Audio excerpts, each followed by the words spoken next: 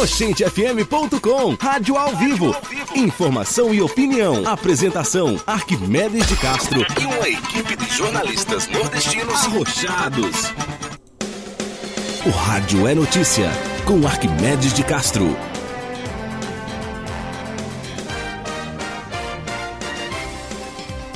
Olá pessoal, eu estou de volta aqui para falar com vocês nessa série de comentários sobre jornalismo no nosso workshop. Dessa vez para falar sobre imparcialidade. Nós já tratamos de 3 temas importantes: da audiência, dos likes, falamos a respeito da importância de entender a opinião pública em outros 3 comentários desse workshop. Aqui abordaremos o tema imparcialidade e isenção. E para você entender isso, é preciso se descolar um pouco do que se entende normalmente por imparcialidade. O que o cidadão comum costuma entender sobre imparcialidade jornalística é quando o jornalista elogia o candidato que ele vai votar. O ouvinte gosta disso. Quando você escreve uma notícia elogiosa, destacando os feitos de algum político, de alguma autoridade, apoiada por quem está ouvindo, normalmente quem está ouvindo considera você imparcial. Porque imparcial é quem concorda comigo. Quem discorda não é imparcial. E esse não pode ser o entendimento de um jornalista que pretenda agir eticamente no exercício da sua profissão. E ética, aqui é uma palavra que não tem muito a ver com o que os outros dizem sobre ética. É preciso entender que ética é um acordo de convivência.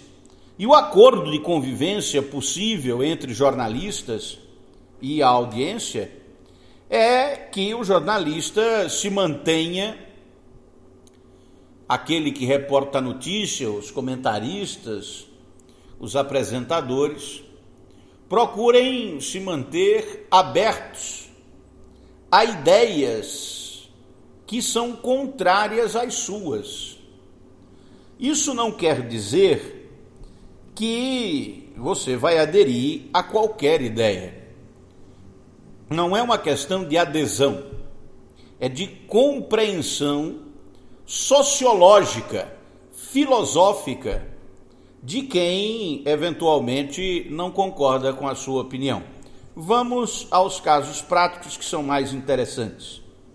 Imagine uma moça, já aconteceu isso comigo, eu era diretor de jornalismo da Rádio Campina FM, e a moça foi fazer uma reportagem policial sobre um estuprador, sujeito que estuprou uma jovem.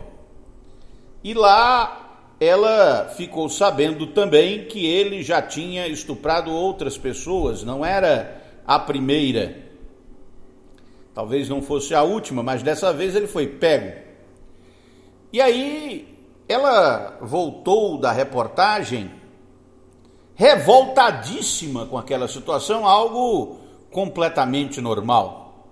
Não se pode pedir para uma mulher jornalista ser imparcial quando a história, o personagem principal da história que ela vai contar é um estuprador. Repare que aí ela precisa, mesmo contando a história, mesmo entrando nos detalhes, é preciso manter-se jornalista. E aí eu pedi a ela que tratasse o indivíduo como suspeito. E ela não gostou.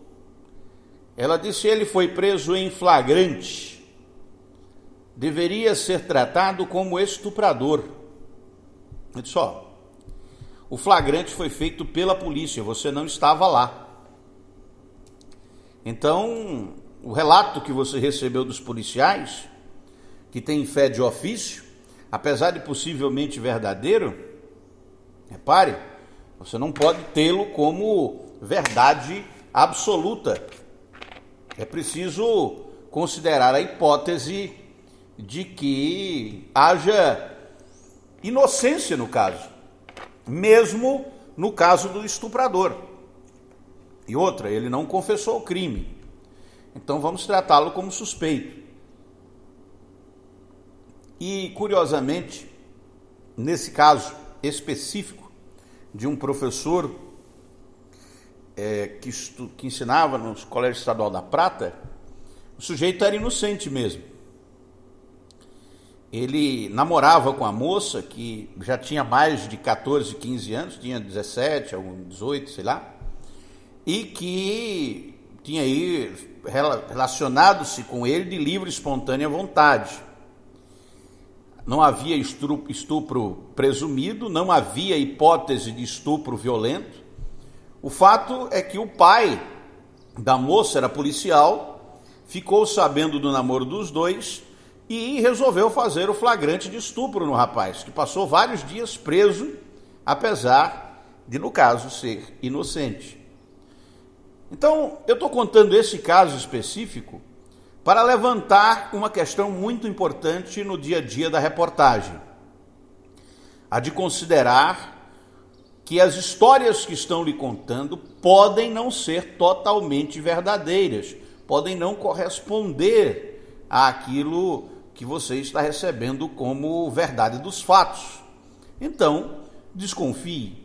A desconfiança, com certeza, é uma das maiores virtudes de qualquer jornalista.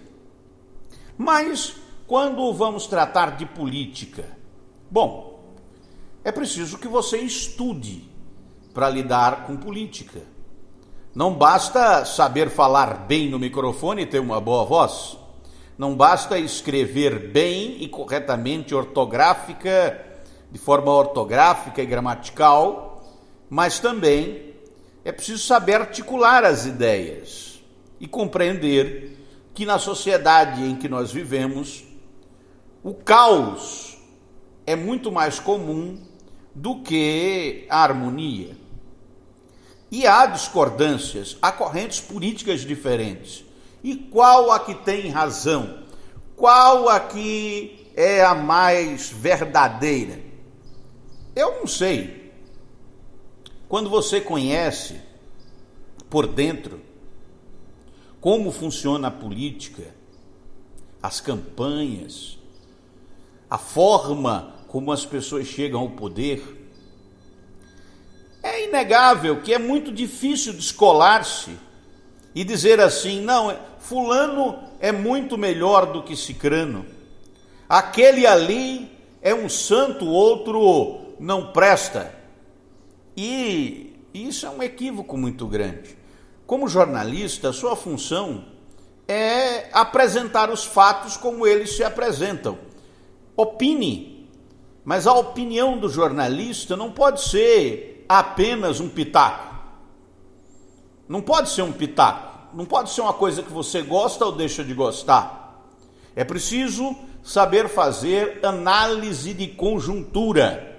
E analisar a conjuntura requer alguns passos extremamente importantes.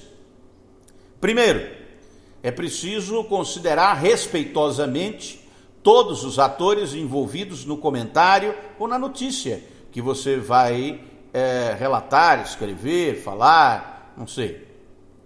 Depois, a relação de força entre esses atores é preciso ser considerada.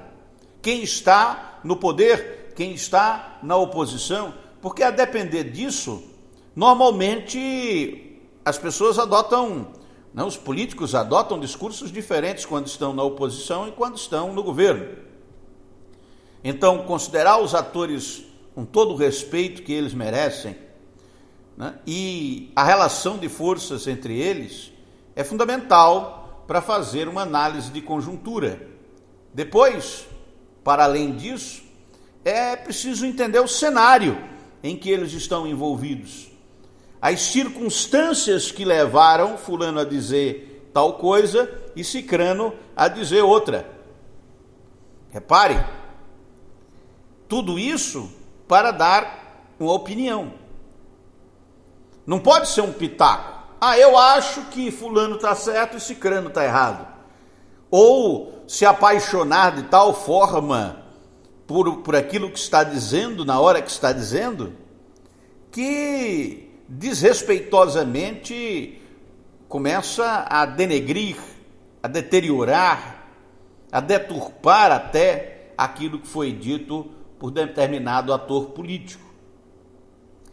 É óbvio que as suas convicções precisam ser muito firmes, muito inabaláveis, mais inabaláveis do que a da audiência, para que você possa livremente dar a sua opinião abalizada, uma análise de conjuntura e não um pitaco, sem necessariamente emitir só aquilo que você gosta, os seus valores.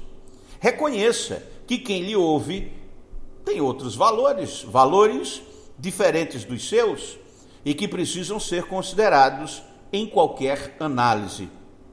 Mas é muito importante que você tenha um time de futebol preferido, se você cobre esporte. É muito importante que você tenha uma linha ideológica política definida quando você cobre política. É muito importante que você tenha uma preferência cultural, um gosto cultural definido quando você tem que cobrir eventos, entretenimento, cultura. Porque mesmo estando exposto àquilo que você não gosta e àquilo que eventualmente lhe desagrada, é preciso manter a isenção, manter-se distante dos fatos para poder relatá-los cientificamente. Mas eu vou perder a minha característica, eu vou perder a minha personalidade? Vai, se você for um idiota. Mas se você não for, e é o caso de não ser para ser bom jornalista, você vai falar de fulano e de cicrano respeitosamente, cobrar o que precisa ser cobrado, apontar os defeitos que precisam ser apontados, colocar a sua opinião e a sua visão de mundo. Mas não é necessário, nem é recomendado a um jornalista que fale como um ativista político. Um ativista político é outra coisa. Quem trabalha para um político fala dele de outro jeito. E o jornalista, até nas redes sociais, eu, por exemplo, sigo e estou nas redes sociais de todas as correntes ideológicas. Aqui em Campina Grande, na Paraíba, no Brasil, pessoas que publicam coisas das quais eu discordo completamente. Mas se eu não estiver próximo delas, não estiver vendo o que elas publicam, eu não posso ser o observador legítimo da realidade. E é óbvio que para ser próximo das pessoas, para ser amigo das pessoas, é preciso tratá-las com respeito.